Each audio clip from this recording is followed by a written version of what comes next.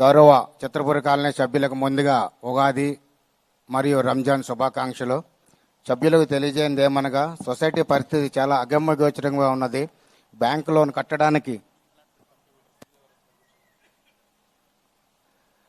కొత్తగా allotment committee మొన్నే government వారు మనకి పంపించడం జరిగిందండి.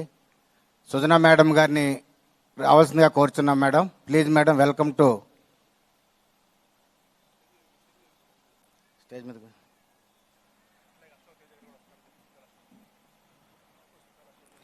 Welcome to stage madam.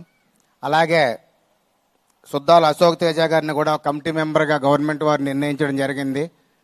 వారికి కూడా వేదిక మీద రావాల్సిందిగా కోరుచున్నాం సార్. వస్తున్నా మేడం, వస్తున్నారు అనుకుంటా అండి అశోక్ గారు. ఓకే, సభ్యులకు తెలియజేయండి ఏమనగా సొసైటీ పరిస్థితి చాలా అగమ్యగోచరంగా ఉన్నది.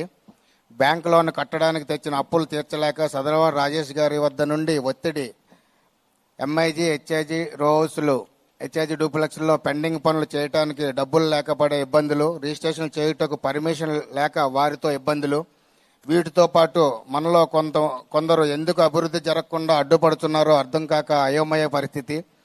మరొక పక్కన పోలీసు వారి కేసులు, అసలు సుమారు 155 కోట్ల ఆర్థిక లోటుతో సొసైటీని ముందుకు తీసుకెళ్లడం చాలా కష్టం పనిలా ఉంది.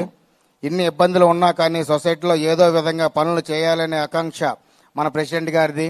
దానికి మన సహకారం. ఇవి అన్నీ తట్టుకొని ట్విన్ టవర్స్ త్వరగా స్టార్ట్ చేసి సొసైటీని ఆర్థిక లోటు నుండి కాపాడాలని ఎంతో ప్రయత్నం చేయటం జరిగినది. కానీ హైడ్రా రూపంలో 3.5 ఎకరాలలో బఫర్ జోన్లో ఎక్కువ పోవడం వల్ల పర్మిషన్లు వచ్చినవి అన్నీ కూడా వృధా కావడం, మరలా కొత్త డ్రాయింగ్లు మీ ముందుకు సాగుదామనుకుంటే మన ఆర్కిటెక్చర్ వంశీ గారు చనిపోవడం కోలుకోలేని దెబ్బగా తయారైనది. అయినను సహనం కోల్పోకుండా ఆ దెబ్బ నుండి కోలుకొని ఎంఐజీ హెచ్ఐజీ డూప్లెక్స్ రోహౌస్లో ఉన్న పెండింగ్ పనులన్నీ కూడా 6 నెలల్లో కంప్లీట్ చేయడానికి ప్రయత్నాలు చేస్తున్నాము. యువర్స్ కన్స్ట్రక్షన్పై న్యాయస్థానంలో వాదించి 10 కోట్లు 3 నెలల్లో ఇవ్వాలని తీర్పు రావటం జరిగినది. ఆ విషయంపై ఎజెండా పాయింట్ 5లో చర్చించవచ్చు. సరే, ఇక్కడ చిన్న సవరణ అండి. న్యాయస్థానంతో పోరాడని ఉందండి, పోరాడి కాదు సార్, వాదించి, న్యాయస్థానంతో వాదించి మనం 10 కోట్లు యువర్స్ కన్స్ట్రక్షన్ నుంచి 3 నెలల్లో కట్టాలని చెప్పి ఆర్డర్ తెచ్చుకున్నామండి. ఇప్పుడు మా విన్నపం ఒకటే, కంప్లైంట్ చేసేవారికి సమస్యలు ఏమిటో అర్థం కావడం లేదు. ఒకవేళ ఇంత ఎందుకు అప్పు అయినది, 110 కోట్ల అడ్వాన్సులు ఎందుకు ఇచ్చారు అనే విషయం అయితే ఇప్పుడు మరలా 51 ఎంక్వైరీపై 60 సర్ఛార్జ్ వేయటం జరిగినది. ఆ రిపోర్టు 3 నెలల్లో వస్తుంది. అప్పుడు అందరికీ తెలియజేయబడును. ఒకవేళ ఫ్లాట్స్ కానీ రోహౌస్ కానీ కోల్పోయిన వారి సమస్య అయితే 5 మెన్ కమిటీని గవర్నమెంట్ వారు ఇప్పుడే కొత్తగా నియమించడం జరిగినది.